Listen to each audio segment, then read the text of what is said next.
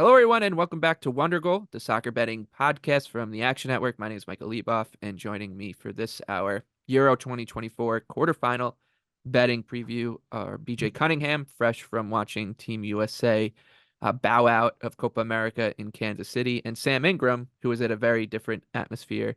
He's fresh from a very different atmosphere at Glastonbury. My weekend was much more normal. I was in a pool at one point, but that's about it. But that's by the by. It's time to get into Spain versus Germany. This is the first of four quarterfinal matches coming away Friday and Saturday, 12 p.m. Eastern Time kickoff. For this one, 5 p.m. over in England for Sam. This is the headliner. It's such a fun matchup to get involved in, to handicap, to watch. It's going to be great. You could argue these have been the two best teams in the tournament, and if things were just and fair in this world, they'd be meeting in the final, but things aren't just and fair in this world. England is played Slovakia, and then because they get to play Switzerland, Germany and Spain have to deal with one another. That's just how it goes in these tournaments. And to make it more intriguing is the bookmakers are having a tough time separating these two teams. Spain is a slight favorite to advance, -125.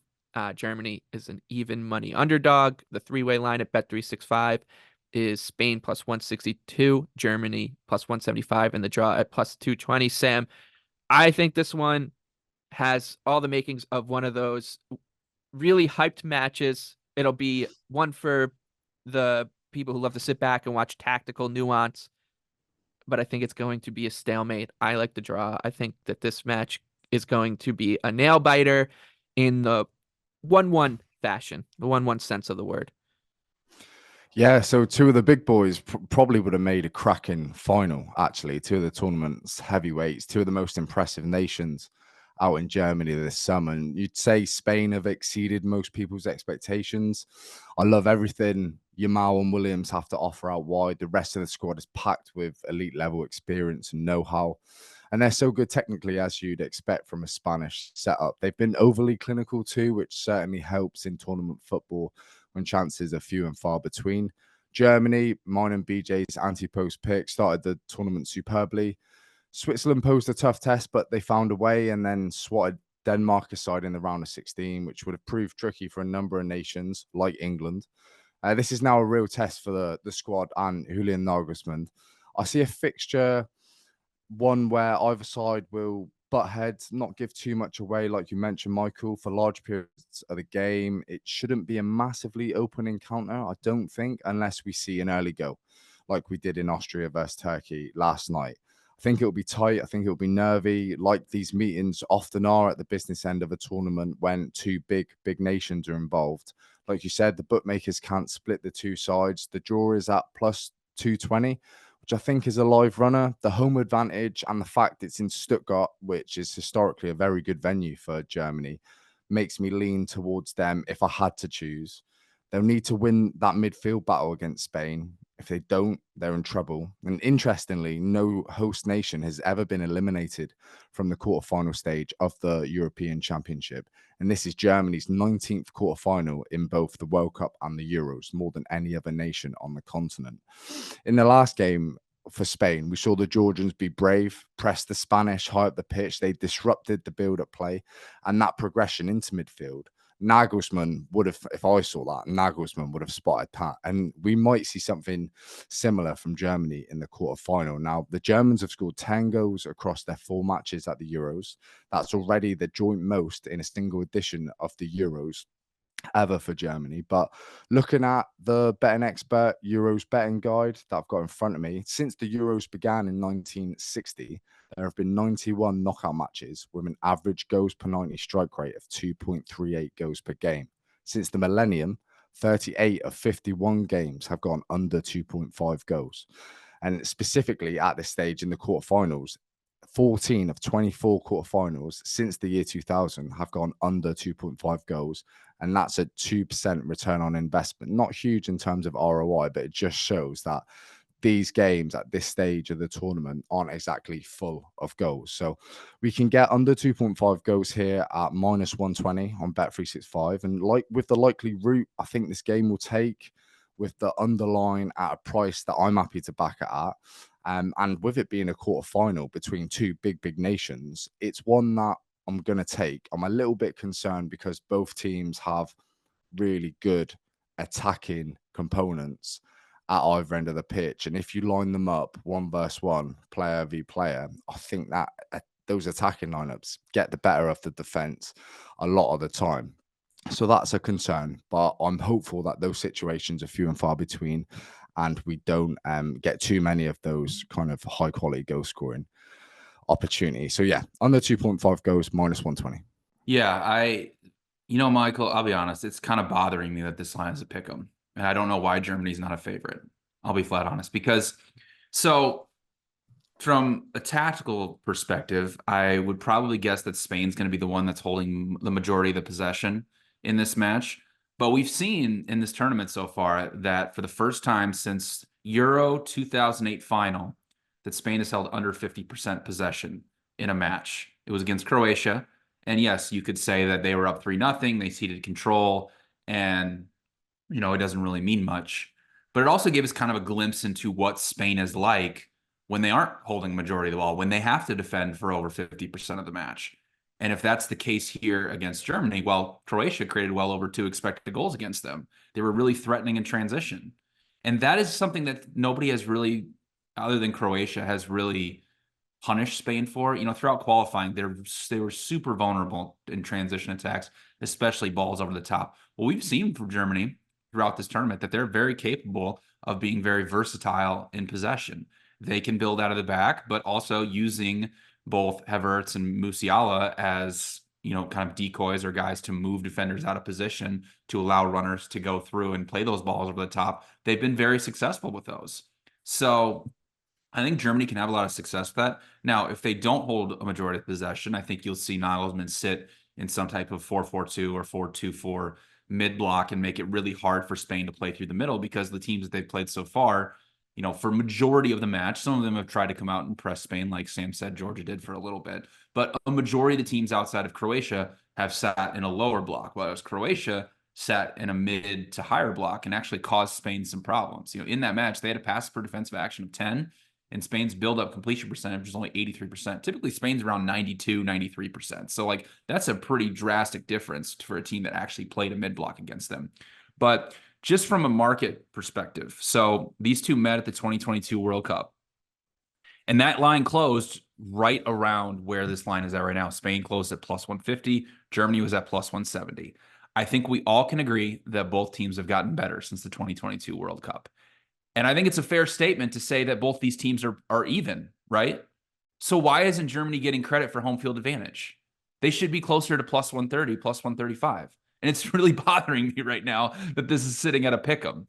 So I have Germany projected at about minus 135 to advance because of that home field advantage, because I truly do believe from a power ratings perspective that these two teams are even. In fact, since September of 2021, Germany has a plus 1.6 expected goal differential per 90 minutes in non-friendlies. Spain is at plus 1.24.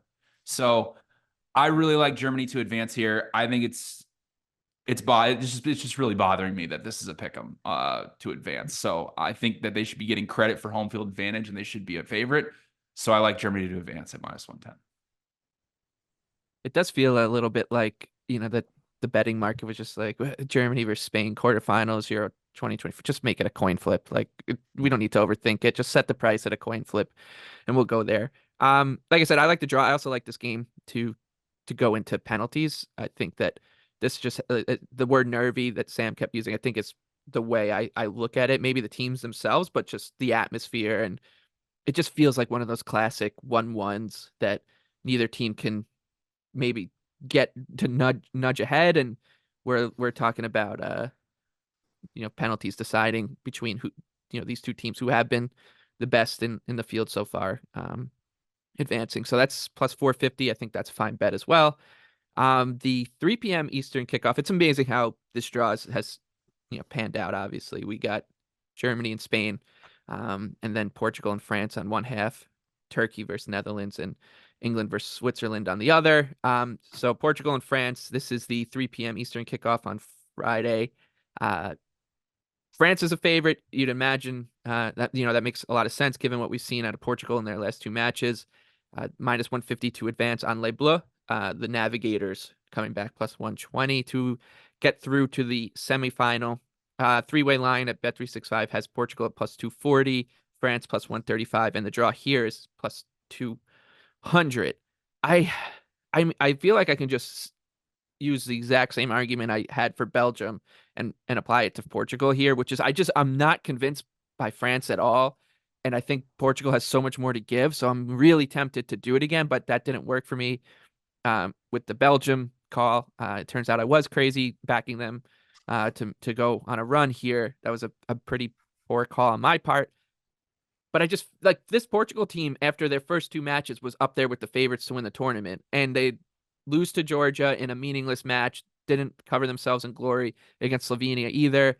And it looks like the market is out on them against and I think it would make a lot of sense if they were playing Germany or Spain. But France has not really impressed me at all, BJ. They've got one goal from open play in this tournament, and it came off a double doink, a double deflection against Belgium. Like they couldn't get anything going.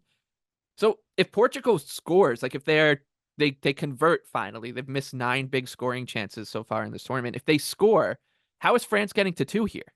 And is it just the Portuguese defense just can't handle them?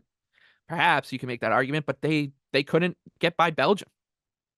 Yeah. So, well, there's a man standing on the touchline that might have something to say about that, Michael. Because Roberto Martinez, I mean, he's done it again. I mean, this Portugal system is the most disjointed, unbalanced system that you have ever seen since maybe his Belgium teams at the World Cup.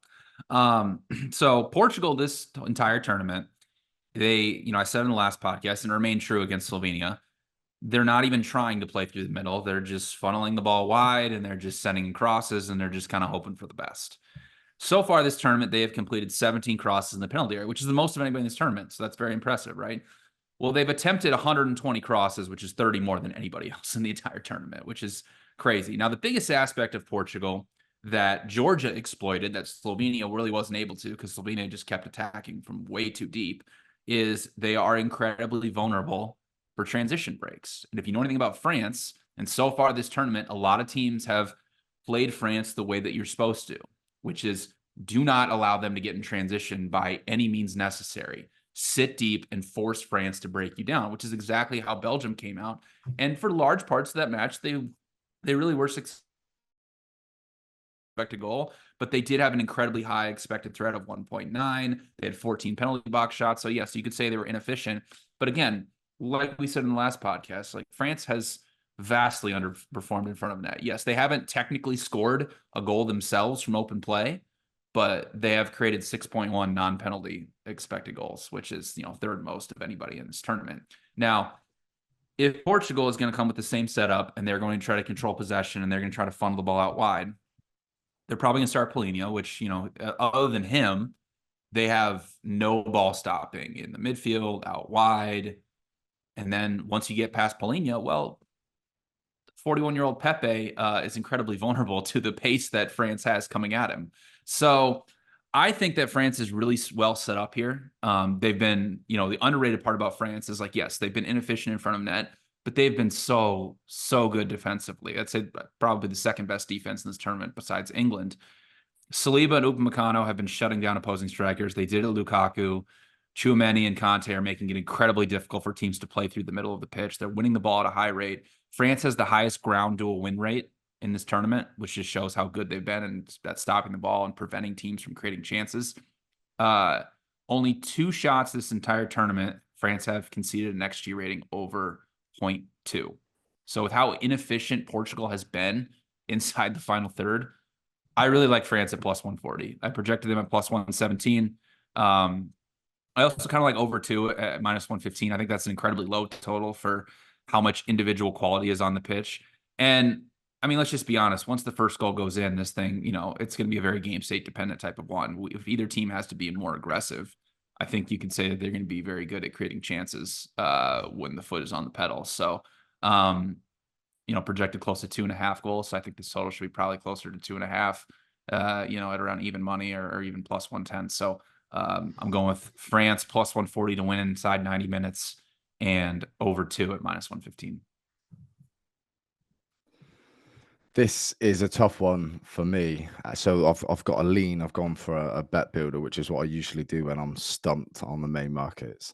And can I just say, Pepe versus Mbappe, for that'll be encouraging high blood pressure en masse in Portugal this weekend. That might be a grim watch for the Portuguese. And I know he's not scored yet, but I think Ronaldo is actually looking really sharp. Like his movement in the box is beautiful, really. The perfect case study for any young striker out there. And that's been a continuous theme since settling to life at Manchester United all those years ago. He's still not got on the score sheet after taking 20 shots in Germany, the most in the competition. But he looked like a man possessed against Slovenia. He's a major threat to France's chances of progressing for me. And despite that, don't think he's the perfect focal point for this team. It's been said many times because it's the Ronaldo show, isn't it? Like crying before the game had even finished because he missed the penalty, and he's like nearly 40 years old. It all feels a bit put on, and I just wonder what the other experienced pros think of it all, like Pepe, Fernandez, Bernardo Silva. Like they must be bored of it by now. I'd hate playing with him personally, but he'll play every game from here on out. He's undroppable. Martinez doesn't have the cojones to leave him out. It won't happen. So Portugal need their other big players to come through in the quarters against France in Rafael Leao. There can't be many fullbacks in world football that can keep up with him.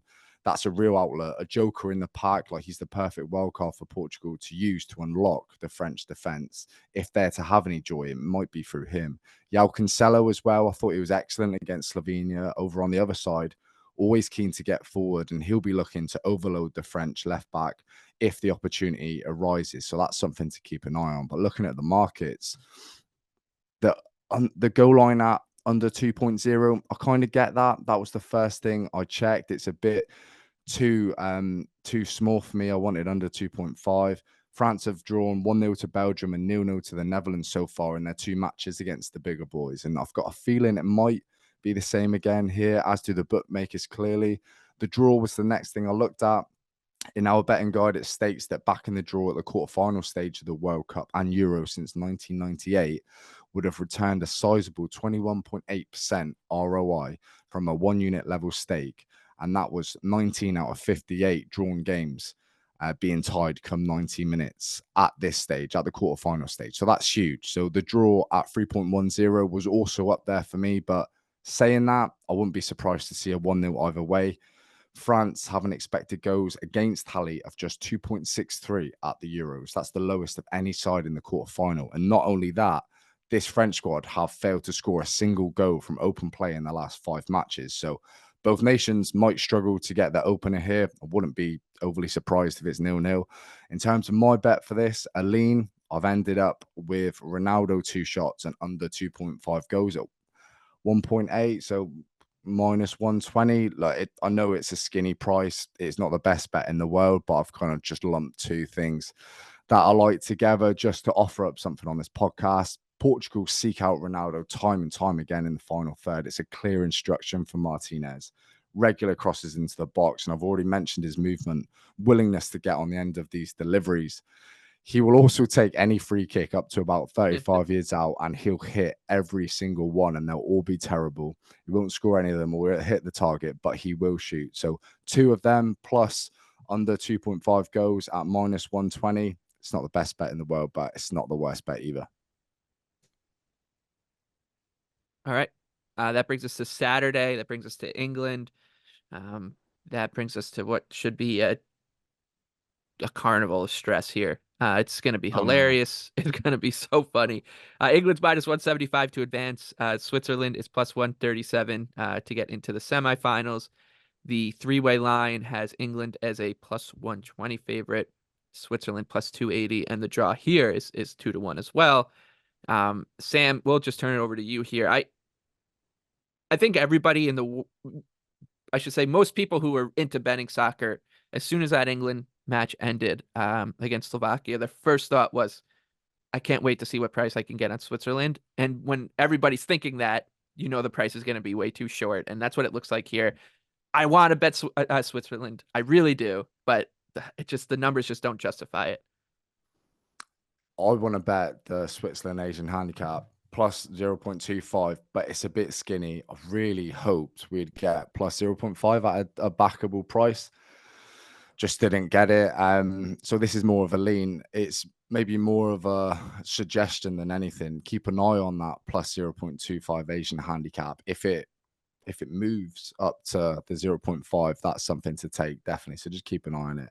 In terms of England, where do I start, really? It was all very slow from England. They're lethargic. There's no one grabbing the game by the scruff of the neck. We had 2 shots on target against Slovakia in a round of 16 fixture at a major tournament, almost as bad as the USA up against Uruguay, but we'll leave that for another podcast. So that's terrible. We needed an overhead kick, last ditch strike to take Slovakia to extra time. So this isn't vintage England, far from it. England's first shot on target was Jude Bellingham's overhead kick, 95 95 minutes gone, and the second was Kane's winner. They haven't played well all tournament. Switzerland won't fear England, although England have lost just one of the last 24 meetings with Switzerland in all competitions. There's no need to pay England too much respect. If Slovakia and Slovenia can hold England to a draw, then the Swiss definitely can too. And they were good against Italy, Switzerland were, especially over on the left-hand side of the pitch. They had 48% of their touches in the final third came over on Switzerland's left as Ricardo Rodriguez pushed up to join attacks and overload the fullback alongside Vargas, who's the left winger, who played out wide. And you got Abisher in there, and he kind of drifts centrally. And with Rodriguez, those two gave Di Lorenzo a lot to think about at right back. And it could be the same story for Kyle Walker too. And I imagine Yakin will plan to share out the attacks over to the right-hand side, over to the right-hand flank, with question marks around England and Trippier at left back. And even if Luke Shaw gets the nod, he hasn't played much football recently. So that should mean Ndoye becomes more regularly involved in the game. If you look after the Italy win, Yakin said in a press conference, I wanted our play to go down the right a bit more, to make more of both flanks, not just the left. That makes our game plan much more unpredictable. And the Swiss's first goal actually come from Ndoye popping up on the left and combining with Vargas, and then the second from Vargas, who curled it from the left into the top right corner. So in terms of them being very handy down the left, they are, but I think they're going to attack us down the right as well. So there's 2 flanks there, which I'm really quite concerned of, and I think we may struggle with both. In terms of England and Southgate, the more this game rumbles on towards full time, I fear for England. I don't have faith in Gareth Southgate spotting the tactical tweaks or inclusions from the bench that's needed to change a game. I don't back us to overturn a deficit from the bench at the minute against decent opposition. And because this should be so close, that's a real concern for me. So more of the same from England with profit. If it's a draw, makes that plus 0.25 Asian handicap appealing. In Gareth Southgate's 100th match in charge, it's an interesting angle. The prices aren't there yet. We spoke about it, but just keep an eye on it. And I would suggest, keep an eye. If we get to plus 0.5 handicap, then that's something to take. But for the time being, maybe just sit back, relax, and keep an eye on the markets. I'm going to say something that Sam's not going to like. At what point do we buy low on what point do we buy low in England here? Like at what point? So I mean, seriously. So England opened at minus 120 here, and you could get plus a half at a decent price. But clearly, the market has reacted to how dominant Switzerland was and how lackluster England was. So if we're not so reactionary and we take a large sample size of data, like I have England projected even money, which I thought was a pretty fair line here. And now we're staring at plus 120 for the full 90 minutes, and they're at about minus 175 to advance.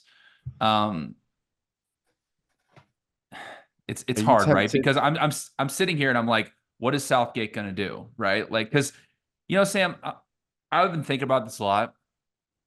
Southgate really wasn't like this during the World Cup. Like England actually showed a little bit of more aggressiveness during the World Cup to play forward, play in between the lines, and actually play through teams. Now, it could have been a case that they were playing, the 4 teams that they beat were, the 3 teams that they beat were Wales, Iran, and Senegal. But at least there was a little bit more onus in the attack and to be more aggressive and try and penetrate the middle of the pitch. And now it's just, it's kind of similar. They're trying to, especially against Slovakia in the second half, you saw that they were trying to overload Saka's part of the pitch until they brought on Palmer. But they were trying to overload that. Bellingham was going over there. Foden was playing more centrally. And they were leaving Trippier just like wide open on the left. And they played a couple switch balls to him and actually worked a couple times. But it seems like they are just trying to utilize their individual quality to play through teams. And there's really no onus to play through the middle. And teams have not allowed them to do that because, I mean, Slovakia is, comparatively to a lot of teams, is not that great defensively. I think they've shown that throughout this tournament. So at some point, the overreaction in the market has to create a little bit of value on England because they are the more talented team. Like, against Switzerland, they're the more talented team. Switzerland is the better tactical setup team. Like Sam said, they're going to cause a lot of problems for England down the wings. But at some point, if England is able to play through or get a nice transition attack here against Switzerland, because, the best chances that they got were when they were more aggressive out of possession, when they forced a couple high turnovers and got Slovakia into those positions where they weren't in their set defensive block. Now, Switzerland's going to be a lot more aggressive than Slovakia was. I mean, Slovakia pressed England for like the first 25 minutes, caused some problems, got the goal, and then after that, they kind of just started to sit back. Switzerland's going to do that for the full 90 minutes. They're going to come at them. At some point, England has the individual quality to play through a press like that, right? So if England gets an early goal, well, they're the best defensive team in this tournament, and they can sit on that, and they can get through here. So I'm going to be waiting. If England gets to plus 130, I will be betting England.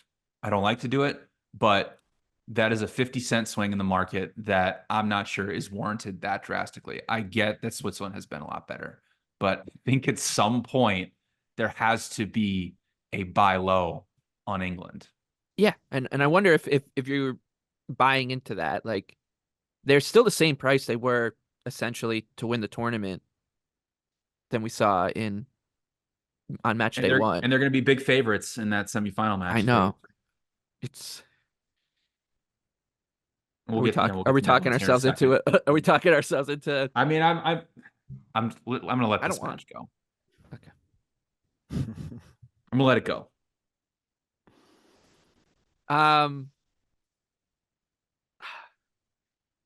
Now I'm starting to think, well, if I'm going to back England to win tournament, do I bet Bellingham to win player of the tournament? Also, all right, I'm just gonna stop there. We'll just let's get to Netherlands and Turkey before I really get involved with this English team that I want nothing to do with them. Talked you into it, haven't I? I want nothing to do with them at all.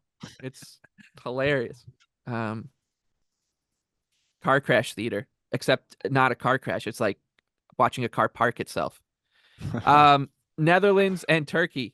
This one should be awesome. The Dutch are minus 175 on the three-way line. Turkey plus 500. The draw is plus 290. It makes sense that this draw is a much bigger price compared to the other three because this should have a lot of goals in it, a lot of chaos in it. To advance, Netherlands is a prohibitive minus 334 favorite, and the Turks are plus 250. Before we break this one down and give it our bets, just a reminder that Wondergoal is presented by Bet365. Bet365 doesn't do ordinary. That's why you get more boosts with them than anyone else. Every day they power up the odds on hundreds of bets to give you a chance to win more. Bet365 boosts specific markets, winnings, and even parlays.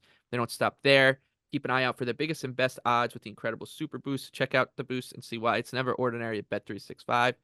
You must be 21 or older and present in Arizona, Colorado, Indiana, Iowa, Louisiana, New Jersey, North Carolina, Ohio, Virginia, or 18 and older in Kentucky. If you or anyone you know has a gambling problem, please call 1-800-GAMBLER or 1-800-BETS-OFF in Iowa. Terms, conditions, restrictions apply.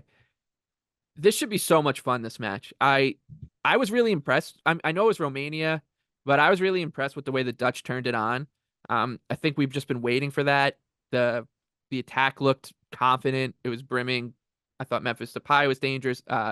Xavi Simons was dangerous. Daniel Malin, is he going to win the Golden Boot? 33-1. Like, he scored 2, and there should be goals in this Turkey match. Cody Gakpo obviously was great. They weren't all that tested by Romania the other way. The first 15 minutes were a little nervy. You'd think if they play that way against Turkey, maybe they get punished with the way this Turkey side has been. They've been so much fun to watch. Don't think that game against Austria disappointed in one bit. Save of the tournament, Arda Güler was incredible again.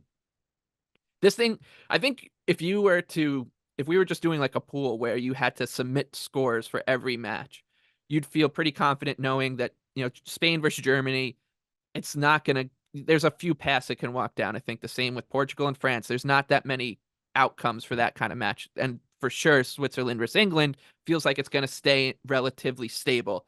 This match feels like it can go in a million different directions. One goal unlocks everything for either side. Turkey can't defend. I'm still a little skeptical that Netherlands can defend. Definitely skeptical of the Netherlands manager. We've got former Everton managers all over the place in this quarterfinal. I don't know. Like I'm very happy to be talked into a bet here, and I'm guessing it's going to be the one that you two both agree on, Sam. So I'm gonna sit back and probably just follow along with you guys. Turkey were good against Austria. Very good performance. That goal in the first minute meant they could sit back a little more so than usual. Austria then couldn't play as normal and operate in the chaos they often cause from high turnovers from their press. Austria had more of the ball, 60% possession, and couldn't utilize their press as regularly as they usually do. Gonak might be, and pulled off the best save I've seen in years in the final seconds. Quality from him to do that in injury time in the knockout stages of an international tournament. Austria had done enough up to that point, though, for me to at least lock in the draw at the end of the 90 minutes. But Turkey were really good. Like I said, really good on the ball. They zipped the ball around well, all very comfortable receiving the ball anywhere on the pitch, and all very capable of finding the next teammate and progressing upfield. Thought they were great in possession, and the return of Kalanoglu will only enhance their efficiency on the ball in midfield. Arda Güler's left-footed delivery from set pieces and his football intelligence was off the charts, really. You'd think he'd been playing 20 odd years at this level, and he put each corner and cross on a sixpence in an era where plenty of corner takers failed to beat the first man. One of my pet hates in professional football. Güler's set piece delivery was honestly superb, and he found Demiral to score the fastest goal in the knockout stages the Euros has ever seen. And Demiral to score 2 goals to get the brace before kickoff was 300 to 1. Feels like something you'd bet on, Michael, but you've not mentioned it, so I'm assuming you didn't Nah, take I'm a that loser. on. I didn't get that one, Yeah, unfortunately. Lisa. Yeah, the Dutch dealt with a really high tempo, aggressive start from Romania, who looked bright in the opening stages, but after that lasted about 20-25 minutes at most. It was all the Netherlands. They took control, really kicked on, and the second goal killed it from some really good play by Cody Gakpo. The over 2.75 Asian goal line here is the biggest of all 4 quarterfinals, which makes sense with the 2 teams involved. But you can get an early price at Bet365 of over 2.5 goals, and you can get that still at -120. So I think that's a pretty handy way in. Over 2.5 goals has landed in all Turkey matches so far at Euro 2024. They're averaging 3.25 goals per game in games which are descending into chaos, which is great for the neutral. The Dutch drew with France 0-0, as we can remember, but the rest of their games saw at least 3 goals, with Austria versus Netherlands ending 3-2. And you'd probably put Turkey stylistically, in a similar pool to Austria. So that's a good sign. Both teams will feel like they can hurt the other in counter-attacking and set-piece situations. I'd guess we should get a couple of goals from those 2 avenues. If the goal line doesn't float your boat, both teams to score is also at -120. I don't mind that at all, even though Turkey are 5-1 outsiders, and even though this betting guide in front of me says you probably shouldn't side with goals in their knockouts, but I'm going to go for over 2.5 goals at -120. Yeah, I agree. I like over 2.5 as well. The thing about these Turkey matches, and they've kind of devolved into chaos, is like every single match has been either Turkey has been playing from a positive or negative game state, right? Like, so against Georgia, they went up early. They obviously grabbed lead in the second half. They're playing from behind against Portugal for the entire match. The match against Czech Republic, they got ahead and they were up a man, and obviously the Czech Republic had to go for it, so it created this chaotic match. And then scoring in the first minute against Ragnick's side created that kind of chaos type match. So once the first goal goes in, no matter who scores it, I think we're going to devolve into more chaos. I was very interested in the Turkey setup against Austria. They they didn't even put a striker on the pitch. They were playing Arda Güler as like a false nine, but like also not really. He was kind of just roaming in to do like whatever was best for Turkey in that type of moment. And they just put a ton of press resistant midfielders and technicians on the pitch because it was very evident that Austria was going to press, and they had caused problems when they beat them 6-1 in that friendly. So Montella was like, we're going to get all of our best ball progressors, press resistant midfielders on the pitch. And for the first 45 minutes, they were playing through Ragnick's press better than anybody has in this entire tournament so far. And obviously, as the match got deeper, they scored second, they ceded control, and in the end, Austria, forced 100 high turnovers and 150 high recoveries because, Turkey was just trying to play the ball out and, just get a breath of fresh air. But yes, the Dutch were really good against Romania, but I think they have real tactical issues that have been covered up by individual quality, especially against Austria. I know they won the expected goals battle in that match, but from the jump, Austria was overloading the middle of the pitch. They were moving guys around. The Dutch really didn't seem like they knew what the plan was defensively because they were trying to man mark, but they weren't pressing the ball. The back line wasn't coming up to aid. So Austria, especially Wimmer, was just receiving the ball easily between the lines. And it was just so disjointed, and Austria punished them time and time and time again. And it got so bad, and Coleman put Joel Veerman on an island of not really knowing what to do. And so he took him off after 30 minutes and said, all right, we got to go with a more aggressive approach. And in the end, the Dutch's best chances came from transition attacks. They created a bunch of chances off of that, which, they have individual quality with Depay and with Cody Gakpo.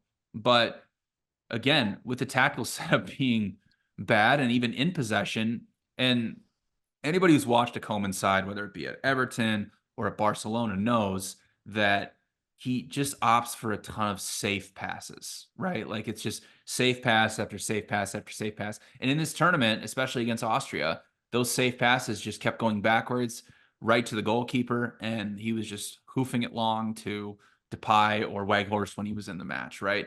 And so, yes, they got a couple transition attacks off of that, but if they're going to do that here against Turkey, which I know who hasn't been a very good defensive side, the individual quality could see through. And Netherlands could very well win this match. But the tactical setup continues to be terrible from Koeman. And once they face a good team, which Turkey, offensively at least, is a really good tactical side under Montella. So I think they're going to give them a lot of problems. And I'm with Sam. I think this is going to be very back and forth. Once that first goal goes in, I think we're going to devolve into chaos. Like you said, 3.3 expected goals per match in these Turkey matches so far. They've conceded 7.6 expected goals in 4 matches. I have 3.2 projected for this match. So I'm with Sam. I like over 2.5 at -120. Yeah, I'm going to join you guys on that and probably play some, exact scores like 4-2s and such like that. The other thing I'm hoping for here is more rain, because I think just that the lashing rain really added to the Yeah. spectacle of that Austria Turkey match. And just the other 3 matches, just we're talking like heavyweight battles between Spain, Germany, France, Portugal. Of course, you got the England drama, but this one is just gonna be off the rails. Okay, that's all 4 matches done, dusted. Let's get into our favorite bet for the quarterfinals. If you had to pick one, Sam, what would it be? And it can't be Demiral to score 2+ again, because I'm sure those odds they're gonna come down. Nightmare. All right, then I'll go for Netherlands versus Turkey over 2.5 goals at -120. I think Turkey can cause a few headaches here for me. The Dutch are susceptible going backwards. They're 10.25 shots per 90 conceded at this tournament. It's more than Spain, Portugal, France, and Germany. And if you're to win this tournament, you've got to do so with a defense that isn't as vulnerable as theirs, despite the likes of Van Dijk and Nathan Ake back there. The Germans, for example, they're conceding 6.75 shots per 90. So that's some difference.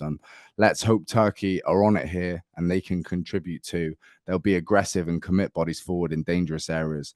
Both should contribute to that goal line going close. So over 2.5 goals, -120. I'm going to go with Spain and Germany to go to penalties at +450. I think that this is Goliath versus Goliath. I think there's so much for fans of tactics, soccer tactics who love to watch the nuance in matches to kind of engorge themselves with here. But I think that turns matches into stalemates, especially with both of these teams knowing it's strength versus strength going forward. So they'll need to be very, very, very sharp in transition and on defense. So I think we're looking at a 0-0, 1-1, both sides white knuckling to a penalty shootout that will decide who goes through. And BJ, for your best bet, I guess we can hope it's the Germans. Yeah, I like Germany to advance at -110. Like you said, this is going to be a very tactical, nuanced type of match. And I think it's going to be interesting to see who controls a majority of the possession. These two met in the 2022 World Cup. Spain ended up controlling 64% possession, but Germany ended up winning the expected goals battle 1.3 to 0.6 and outshot Spain 11-7. And Germany is a very good out of possession side. They'll either sit in a 4-4-2 or a 4-2-4, and they'll make it very, very hard for Spain to play through the middle of the pitch.